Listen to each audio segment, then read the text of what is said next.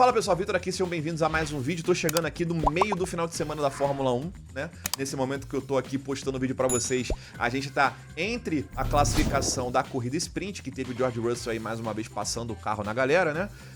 E antes da corrida sprint, que vai acontecer agora na madrugada, praticamente aí na primeira hora do sábado, né? Mas eu tô aqui pra gente poder falar sobre o cancelamento do GP do Bahrein e do GP da Arábia Saudita, né? Não está oficializado ainda, mas a Fórmula 1 deve formalizar isso a qualquer momento. É disso que a gente vai falar no vídeo de hoje. Mas antes eu preciso te lembrar que esse vídeo é um oferecimento da GoCase. Você já conhece eles pelas capinhas de celular incríveis que eles fazem, mas eles também fazem vários outros produtos de tudo quanto é tipo que você nem imagina. Um dos grandes lançamentos deles para esse mês é a mala Bold, que eles inclusive mandaram uma aqui para minha casa e olha só, dá para você customizar com as iniciais do seu nome, por exemplo.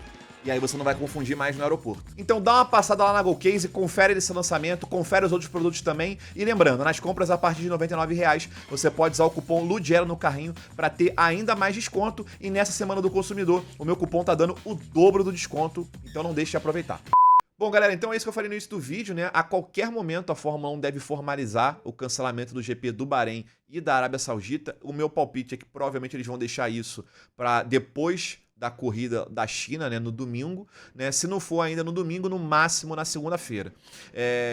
Para quem, obviamente, não está sabendo, eu imagino que é impossível alguém não saber disso, nós estamos tendo conflitos lá no Oriente Médio, né, por conta dessa guerra entre Estados Unidos e Israel contra o Irã, e aí a gente está tendo muitos bombardeios, tanto no Irã, e o Irã bombardeando bases dos Estados Unidos que eles têm ali no Oriente Médio. A Fórmula 1 teve sorte de conseguir completar a sua pré-temporada, que teve 2 semanas lá no Bahrein, né? Porque logo depois do teste de pré-temporada, a Pirelli aproveitou e já quis fazer um teste de pneus, e aí foi quando a gente teve aquele episódio em que explodiu uma bomba a 20 km da pista, e aí aquilo ali já acendeu um alerta de atenção gigantesco para todo mundo, e todo mundo já começou a se perguntar se realmente a corrida aconteceria mesmo ou não, né? No calendário da Fórmula 1, essas não são as únicas corridas que estão no Oriente Médio, mas para o final do ano a gente tem a corrida no Catar e também nos Emirados Árabes Unidos, né, lá em Abu Dhabi, mas como essas corridas estão planejadas lá para o final do ano, é natural que a gente espere, que a gente conte de que daqui até lá os conflitos, os ataques já vão ter cessado, né? Mas nesse primeiro momento ainda está rolando muita tensão, muito ataque na região, e aí todo mundo prefere, obviamente, só cancelar as corridas para poder zelar pela segurança de todos os envolvidos, né? A WEC, por exemplo, tinha sua abertura do campeonato para o Catar, um dos lugares bastante atingidos até aqui, e já adiou a etapa também lá para o final do ano, né? Para a Fórmula 1 fica um pouco mais complicado fazer esse tipo de adiamento, porque o calendário já é muito comprimido e você não consegue ter datas para isso. O único período que a Fórmula 1 para legal é ali em agosto, nas férias de verão, que eu acho que eles não vão mexer com isso. E não só por uma questão de data, mas também por uma questão logística, né? Dependendo de qual período você fosse arrumar uma data, a Fórmula 1 poderia estar num local onde seria muito complicado para você remanejar tudo, não só os equipamentos, mas também o pessoal, né? Tanto da Fórmula 1 quanto das equipes, então acaba sendo uma complicação. É muito difícil, praticamente impossível, a Fórmula 1 realizar um adiamento. Eu ficaria muito surpreso se isso acontecesse. Uma possibilidade é você só trocar o local da corrida. Então, você tira Bahrein e Arábia Saudita e coloca outras 2 etapas no local, né? E isso foi uma possibilidade que a Fórmula 1 cogitou, de você poder levar a corrida, de repente, para Imola e para Portimão, que são 2 lugares que já tiveram corridas da Fórmula 1 recentemente e que também recentemente já estavam acostumadas aí nesse passado recente da Fórmula 1, a receber etapas surpresas da Fórmula 1 para poder salvar o calendário de alguma forma, né? Não só na pandemia. Só que aí depois a Fórmula 1 considerou que estaria muito em cima, né? A operação logística em volta da Fórmula 1 não é tão fácil quanto parece.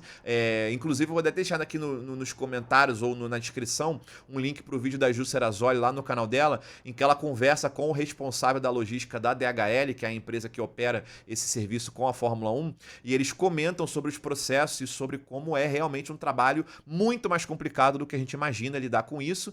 E em vários momentos eles, por exemplo, eles antecipam envios. Então, a gente está tendo agora a corrida na China, os caras já estão despachando uma outra parte de equipamento já para o Oriente Médio.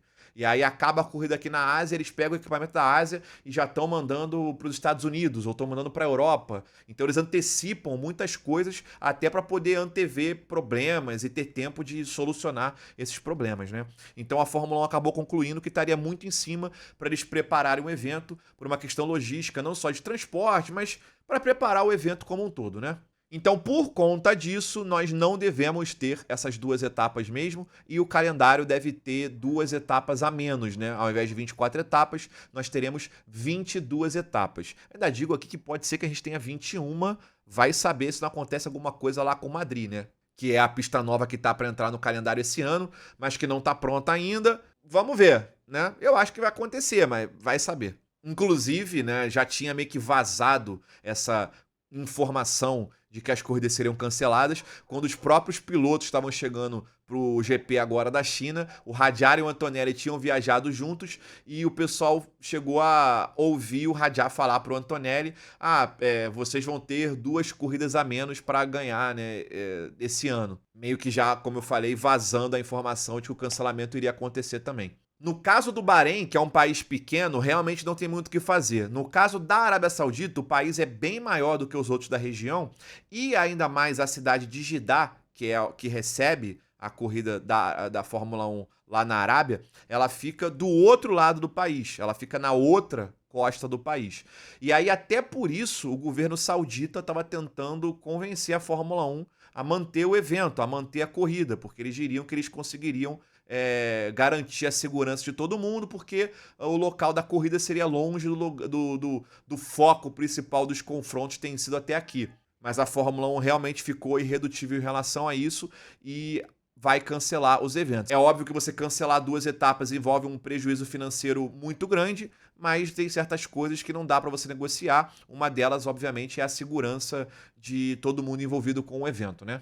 E aí, com isso, nós vamos ter aí mais uma pausa da Fórmula 1, praticamente uma segunda férias antecipada da Fórmula 1, né? Então a Fórmula 1 agora começou agora nesse mês de março e agora no mês de abril já vai parar por praticamente 5 semanas de novo, né? Porque as únicas 2 etapas de abril seriam essas 2 etapas do Oriente Médio no Bahrein e na Arábia Saudita, com as 2 etapas sendo canceladas e nenhuma entrando no lugar. Nós ficamos o mês de abril aí inteiro sem corrida e a gente só voltaria a ter corrida lá em Miami, logo ali nos primeiros dias do mês de maio, né?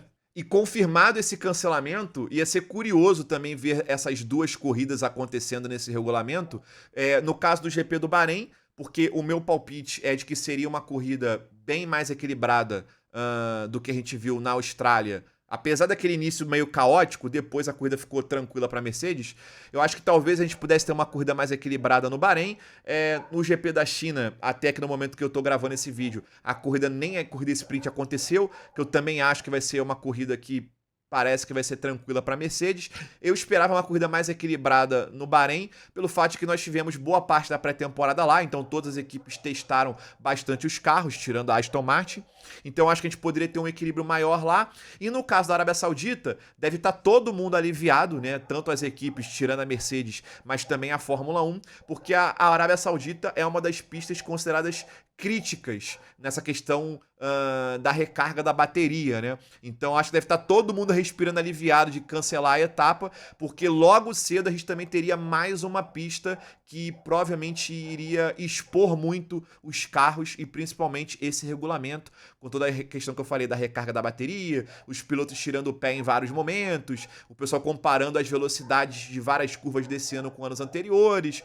Então eu imagino que a Fórmula 1 não deve estar tão arrependida também de não ter corrida lá nesse momento também, né? Mas enfim, galera, agora é uma questão de a gente aguardar realmente a formalização da Fórmula 1, a oficialização da Fórmula 1 pro cancelamento dessas 2 etapas. Deixa aqui nos comentários a sua opinião sobre esse assunto e a gente se vê em breve ali na segunda-feira pro resumo ludibriado desse final de semana lá na China. Beleza? Deixa um like, se inscreve no canal, a gente se vê, um abraço e tchau.